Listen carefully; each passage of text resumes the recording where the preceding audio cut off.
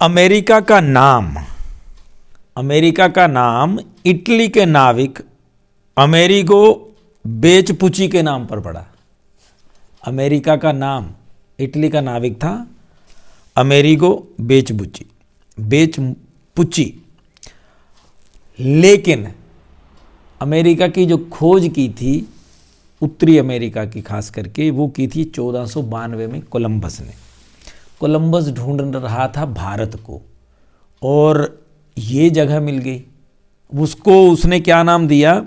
नई दुनिया, क्योंकि भारत तो था नहीं, इसका नाम भी नहीं रख पाए। लेकिन नाम फिर जब इटली का नाविक आया अमेरिगो, उसके नाम पर अमेरिका नाम पड़ा।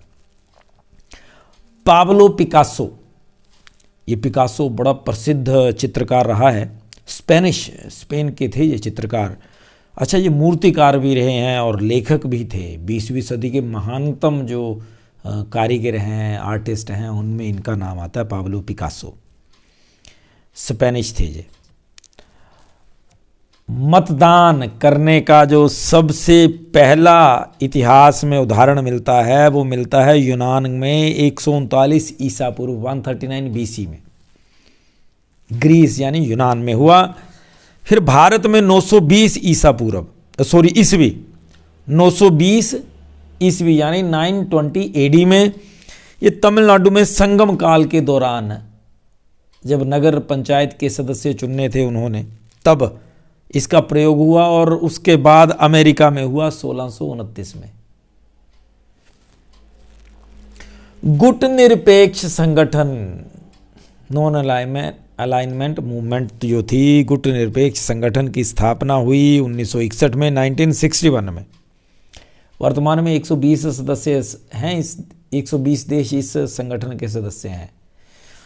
अच्छा, गुट निरपेक्ष जो संगठन था, इसमें जो प्रमुख नेता सबसे बड़े थे नेहरू साहब, फिर नासिर, मार्शल टीटो और सुकार्नो साहब। ये बाकी औरों को भी इकट्ठा किया, लेकिन ये प्रमुख सूत्रधार थे इस संगठन के। ये बेलग्रेड में इसका संगठन हुआ था।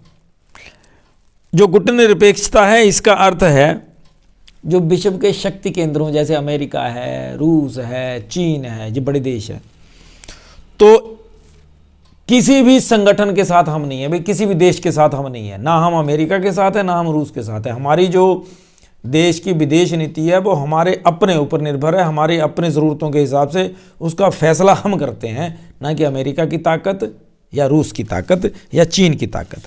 हम सब के साथ एक जैसे हैं। हमारे लिए सारे देश, चाहे वो ताकतवर हैं चाहे वो गरीब हैं, एक जैसे हैं। इसका ये मतलब है। दक्षिण अफ्रीका में 1948 में वहाँ की नेशनल पार्टी की जब सत्ता आई तो उन्होंने एक नीति अपनाई, रंगभेद नीति या अपार्थीड नीति बोलते हैं उसको अंग्रेजी में, अपार्थीड, अलगाव की या रंगभेद की नीति। इसके अनुसार गोरे तथा काले लोगों के लिए अलग अलग रहने और व्यवहार की व्यवस्था थी दक्षिण अफ्रीका में। इस कानून के विरुद्ध, इस व्यवस्था के विरुद्ध पूरी शिद्दत से लड़ने वाले थे नेल्सन मंडेला।